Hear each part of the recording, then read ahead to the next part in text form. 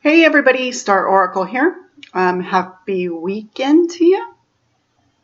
This video brought to you by a lovely message that I received. Don't want to name names, I'm not into that. He said, she said stuff. From a gal who is a part of the 8th House group, astrology group on Facebook, run by Carmen Turner-Schott. Thank you, Carmen. And her question to me, hi Darcy, I watched an interview with you having multiple planets in the 8th. I can't remember the name. It was about a year ago. I enjoyed it. Thank you. Good information. I have a question for you. You mentioned that 12th houses are difficult for you. Could you share more about that? There are various videos out there on YouTube, and I decided to watch a handful last night that talk about the difference between 8th house and 12th house. And who better to talk about that? Most of you know or have seen my chart. I have a tight stellium in the 8th house with 2 planets in the 7th, Neptune at the midheaven, and Saturn on the IC. So, to address the difference between 8th and 12th house, and the reason why I thought I'd take this on is because 3 of my nearest and dearest girlfriends and 1 guy friend, so 4 folks in total, who have known me 30 plus years, all have Sun 12th house. Well, he has Moon 12th house, and then one of my girlfriends actually has a stellium in the 12th house. So what better comparison, since, you know, going through my experiences with her and you know, growing up together and so forth and so on. So the best way and to describe difference between 8th and 12th house, very topical, literally. 8th house will say, do you see this scratch here? Look, it is bleeding. I can't believe all the blood that's running out of it. And the 12th house will hide that cut. And they'll hide it away. And they'll be like, oh, it's no big deal. Don't worry about it. So where in traditional astrology we know 4-8-12, 4-8-12, round the wheel is kind of the karmic houses. I personally don't believe in karma. If you do, that's your problem. You will see 4-8 and 12 throughout family charts. Perfect example. My grandmother, who was, I guess I could describe as a healer slash tarot reader slash medicine lady, Sun in the 12th house, a couple placements in the 8th. Moving along, her son, my dad, Moon in Scorpio. Out pops me, Moon in the 8th house. My mother, stellium in the 4th house. So you see this over and over and over with many families who, you know, if there's a concentrated, if there's concentrated area, planets in one of those houses, it's kind of like this over and over and over pattern. And, you know, a lot of people will turn to astrological psychology concerning that, which brings up, for many who have 8th house placements, and I'm not talking one planet. I need to address the many 8th housers out there, and I know I've got some subscribers who have stelliums as well.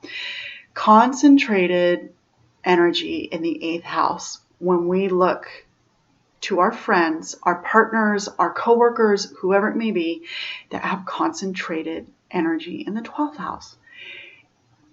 It's not easy, but I'll get to a really good example in a minute. So we're 8th house, and I used this analogy years ago. We're the 8th house. We'll stick their hand straight up someone's arse and dig out the junk, the dirty skeletons, psychological grossness, and go, look what I found. I found all this gold, and don't you want to talk about it? Like, we could, like, turn this into a fortune. And the 12th houser is like, sorry, I don't want to talk about this anymore. Can we just talk about something else? Because we know in both houses, there's polarity. 8th house on the down slide, masochism, crazy sadist, detrimental, negative people. 8th house on the upswing, very transformative, very healer types, many of them, many who have mediumistic qualities that can help others with issues. 12th house on the downslide, drug addicts, alcoholics. Put that on rotation. And I say that because I have many in my life. 12th house up on the upswing, beautiful mystic types who won't even push that sort of label. It's almost as if they have met that God connection, and it simply flows. Now, mind you, there's the woo-woo guru freaks, and you'll find some of that in certain charts where they take it to a level that just doesn't need to be taken to, because I always say this to those closest to me. We're here on this planet to be human, okay? Outside of this planet, and I'll have to address this in my NDE video because I've gone to the other side and come back. On this planet, we're here doing this thing, right? This thing. We're already spiritual. Okay, we're doing that.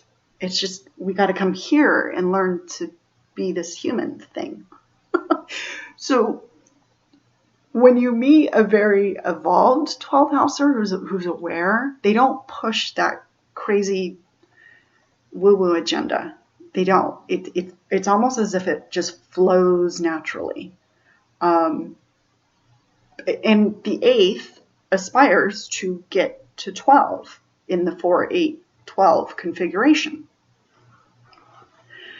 So that's kind of why I mentioned in the video with Kajaya that I have issues with them, because mostly the ones that I do have in my life are the escapists, the drug addicts, the ones who just, no, we can remain in Wonderland forever. And it's like, no, we can't. We're going to talk about some really deep shit.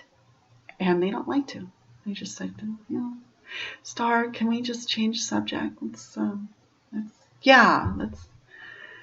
go drinking. It's like, right? And the 8th house is like, okay, well, I'm getting ready to die this winter, and I'm not going to see you till like after the new year. So what are you going to be doing? And then the 12th house is like, well, there's Christmas, and I'm going to lose myself in all kinds of presents and twinkling lights. And then the 8th houser is like,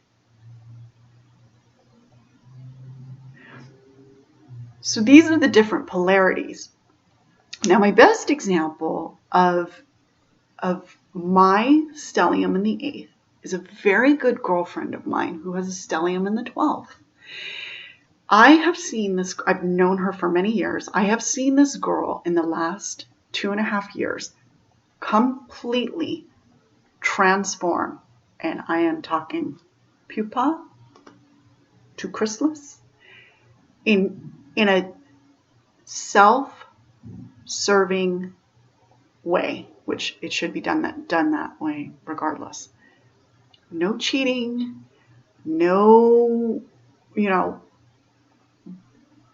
the right way, the way the body and mind should be transformed. And she's a great person for that. There's none of this. She doesn't project. we all project anyway, but most of the time with my good friends who have sun in the 12th, they'll take their sun, they'll take their stuff and give it to me. This is the way I see when planets are exchanging energy. They'll give it to me, and my moon will answer back. Well, because my moon is 8th, it's not very comfortable for them. And they'll go and hide again. They'll go, right? They'll hide behind their sun. And it kind of stops there. So it's like this projection starts to work. And then once you get a little bit heavier with them, or you start to dig a little deeper, it's like, oh, well, no, this isn't so comfortable. Whereas the 8th house, we're like, yeah, man, and let's go watch that video again on embalming. Whereas my 12th house person, my friend will be like, oh, it's kind of gross. So we have to appreciate the differences, whether it's one way or the other for each house. But for me, when I get the 12th house folks who sort of sink into this this very Neptunian, watery, now you see me, now you don't. I'm like, oh, let me tell you, I still fucking see you. So that's kind of like what I was talking to when I said I have problems with. Not problems, it's just kind of my, oh, yeah, no, I still see your hocus pocus, but that's fine. Come back when you're ready. Come back, when you want to talk again about heavy, because that's what we do as 8th house people. Anyway, I don't know if that answered the question. I just thought, oh, good point. Thank you. They are different, but we have much to learn from each polarity. And as long as friendships or relationships or what have you are not clouded by things, that bring harm to your body, or, even bring harm to the mind, sadist ways, or, consuming amounts of negativity. There's nothing wrong with negativity, but once you're on the downslide and sliding into home base, ready to frickin' your head pop off, it's not so good. Anyway, didn't want to make it too long. Do have a good weekend and take care. Bye.